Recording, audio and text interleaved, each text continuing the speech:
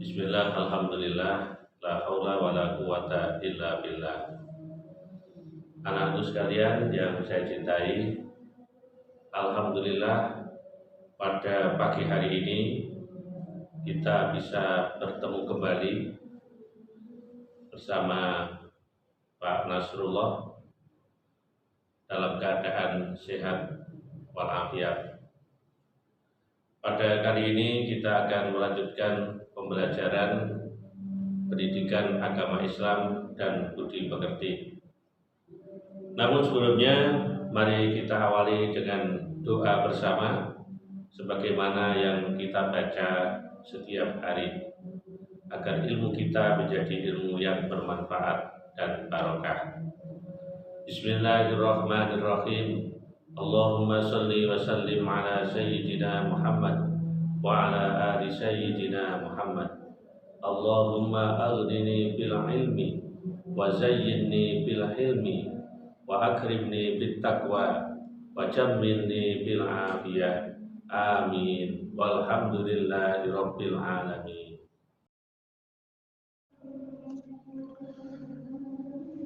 Pada pembahasan pelajaran pendidikan agama Islam dan budi pekerti kali ini, pokok pembahasannya adalah Islam memberikan kemudahan kepada umatnya melalui syariat sholat jamak dan qashar. Pengertian sholat jamak. Sholat jamak adalah menggabungkan atau mengumpulkan dua sholat fardu dan dilaksanakan dalam satu waktu. Seperti sholat zuhur dengan asar. Yang keduanya dikerjakan di waktu zuhur saja. Atau dikerjakan di waktu asar saja. Begitu juga sholat maghrib dan isya dikerjakan pada waktu sholat maghrib atau sholat isya. Itu namanya dijamak. Sedangkan sholat subuh tidak bisa dijamak. Bagaimana hukum mengumpulkan sholat atau sholat jamak? Hukum sholat jamak adalah mubah, artinya diperbolehkan bagi orang-orang yang dalam keadaan darurat, seperti musafir atau orang yang bepergian jauh menempuh jarak sesuai dengan ketentuan yang telah ditetapkan. Dasar hukum atau dalil tentang sholat jamak adalah sabda Rasulullah Shallallahu Alaihi Wasallam. Kana Rasulullah Shallallahu Alaihi Wasallam yajma'u baina sholati zuhri wal asri idza kana ala zuhrin sairun wa yajma'u bainal maghribi wal isya'i. Artinya Rasulullah Shallallahu Alaihi Wasallam menjamak atau mengumpulkan antara sholat zuhur dengan sholat asar jika dalam perjalanan, dan menjamak sholat maghrib dengan sholat isya. Hadis riwayat Bukhari.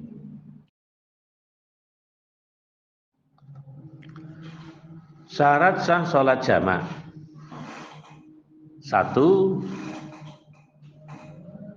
Dalam perjalanan jauh yang jarak tempuhnya kurang lebih 17 km. Sebagian ulama mensyaratkan jarak perjalanan harus memenuhi 80,6 km. Syarat yang kedua, perjalanan itu tidak bertujuan maksiat, namun bertujuan baik, seperti silaturahim, berdagang, rekreasi, dan lain-lain sebagainya. Yang ketiga, dalam keadaan darurat atau ketakutan dan rasa sangat khawatir, seperti situasi perang, sakit, hujan lebat, angin toban, dan terjadinya bencana alam. Macam-macam sholat jamak. Sholat jamak ada dua macam. Yang pertama adalah jamak takdim, yaitu sholat yang dilakukan dengan cara menggabungkan dua sholat fardu dan dilaksanakan pada saat waktu sholat fardu yang pertama. Contoh, sholat zuhur dijamak dengan asar, dikerjakan di waktu zuhur. 4 rakaat sholat zuhur dan 4 rakaat sholat asar. Contoh yang kedua, sholat maghrib dijamak dengan sholat isya, dikerjakan di waktu maghrib. 3 rakaat sholat maghrib dan 4 rakaat sholat isya. Macam sholat jamak yang kedua adalah jamak takhir, yaitu sholat yang dilakukan dengan cara menggabungkan dua sholat fardu dan dilaksanakan pada saat waktu sholat yang kedua atau sholat yang terakhir. Contohnya, sholat zuhur dijamak dengan asar, dilaksanakan di dalam waktu sholat asar. 4 rakaat sholat zuhur dan 4 rakaat sholat asar. Contoh yang kedua, sholat maghrib dijamak dengan isya, dilaksanakan di dalam waktu isya. 3 rakaat sholat maghrib dan 4 rakaat sholat isya. Syarat-syarat melaksanakan sholat jamak. 1. Berniat menjamak sholat, dan saat yang paling tepat untuk niat adalah sebelum berlalunya waktu sholat pertama. 2. Sholat dilaksanakan secara berurutan.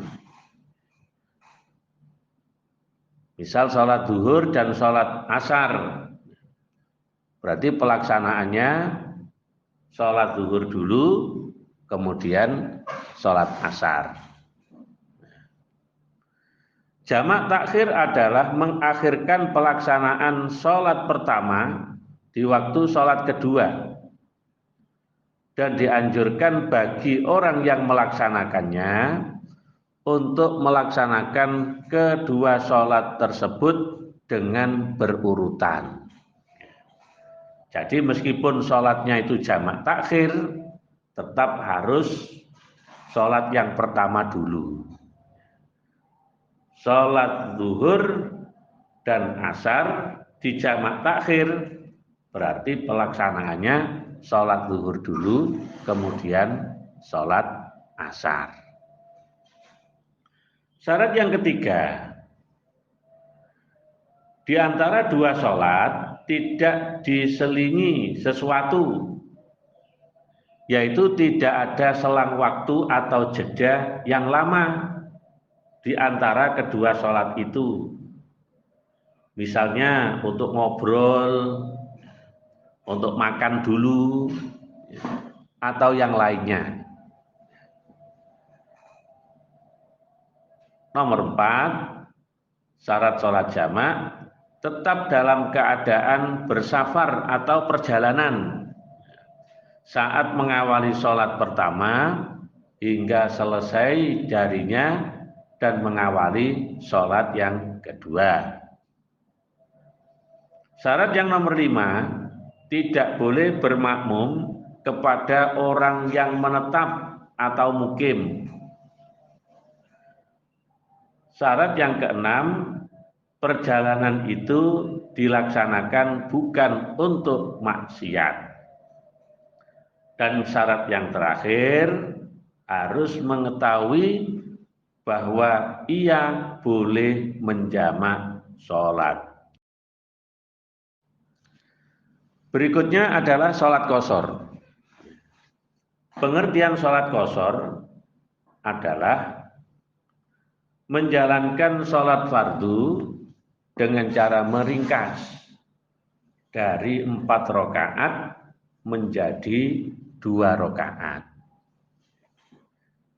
Dengan demikian sholat yang boleh diqashar adalah sholat yang jumlahnya 4 rakaat, yakni sholat zuhur, asar, dan isya. Sedangkan sholat maghrib dan subuh tidak boleh diqashar. Hukum melaksanakan sholat qashar. Hukum mengerjakan sholat qashar adalah mubah atau diperbolehkan bagi orang-orang yang memenuhi persyaratan. Adapun dalil yang memperbolehkan sholat qashar adalah firman Allah surat An-Nisa ayat 101. A'udzu billahi minasyaitonir rajim. Wa idza darabtum fil ardi falaisa 'alaikum junahun an taksuru minas shalah in khiftum ayyaftinakumul ladina kafaru innal kafirina kanu lakum aduwwam mubina. Artinya, dan apabila kamu bepergian di muka bumi, maka tidaklah berdosa kamu mengqashar sholat. Jika kamu takut diserang orang-orang kafir, sesungguhnya orang kafir itu adalah musuh bagi kamu yang jelas. Syarat sah sholat qashar. Sholat qashar akan menjadi sah jika memenuhi beberapa persyaratan. Yang pertama, perjalanan itu bertujuan baik, tidak untuk maksiat. Kedua, perjalanan dengan jarak jauh kurang lebih 80,6 km. Tiga, dalam keadaan darurat atau ketakutan atau situasi perang atau karena sakit, hujan lebat, angin topan, dan bencana alam. Syarat yang keempat, harus diniatkan qashar sholat di dalam hati. Syarat yang kelima, sholat yang diqashar itu harus sholat yang tunai atau sholat ada, bukan sholat qadha, dan jumlahnya 4 rakaat. Syarat yang keenam, tidak boleh bermakmum kepada orang yang menetap atau orang yang mukim. Syarat yang terakhir, harus berniat sholat qashar ketika takbiratul ihram. Demikian tadi anak-anak pembelajaran kita pada pagi hari ini tentang sholat jamak dan qashar. Mudah-mudahan ilmu yang kita pelajari menjadi ilmu yang bermanfaat, barokah dunia dan akhirat. Untuk itu, mari kita tutup dengan doa kafaratul majlis. Bismillahirrahmanirrahim. Subhanakallahumma wa bihamdika asyhadu an la ilaha illa anta astaghfiruka wa atubu ilaik. wa sallallahu ala sayyidina Muhammad wa ala alihi wa sahbihi wa sallam walhamdulillahi rabbil alamin. Selamat bertemu kembali pada pertemuan yang akan datang.